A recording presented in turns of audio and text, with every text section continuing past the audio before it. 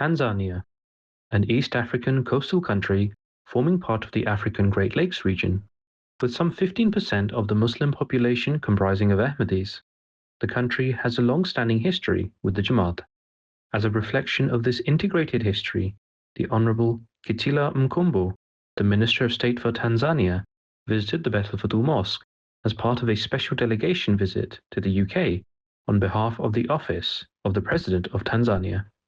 On the 25th of January, Mr. Kitila Mkumbo and his delegation were welcomed as guests of honor at the landmark Baitul Mosque, where they met with members of the Ahmadiyya Muslim community and were given an extensive tour of the Baitul site, with a special tour of the MTA International Studios and the mosque. Following the tour, a special sitting was organized as part of a formal welcoming event, which began with the recitation of the Holy Quran. The Honourable Minister was given an opportunity to address members of the community, speaking on the Jamaat's work in Tanzania and extending his thanks for the hospitality. I'm also a believer and a follower of your key principle, which is collective obligation to stand up for justice and to strive for peace. Particularly your emphasis and your motto, which says, love for all, hatred for none.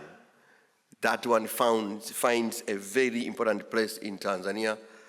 As you may be aware, Tanzania is very much known for peace, and indeed that is our treasure in the East African region and Africa generally.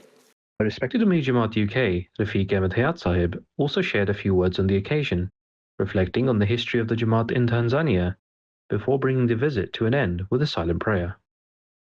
It is very, very important that in this troubled world that we're living in at this moment in time, that somehow Africa gives us solace and an openness and hope, which at the moment is evading the rest of the Western world, and also the Middle East and Far East.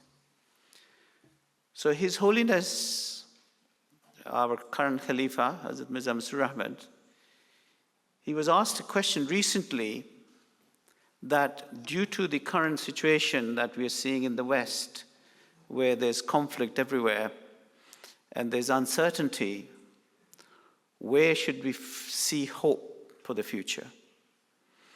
And he said that we should look for hope in Africa. Africa will be a land where we will be able to find peace.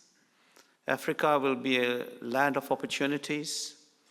So the opportunity exists, and I hope that this is the start of a new chapter where if we work together closely, then we can actually genuinely bring about change, certainly in Tanzania, but in all of Africa. This story was brought to you by MTA International, UK Studios in London.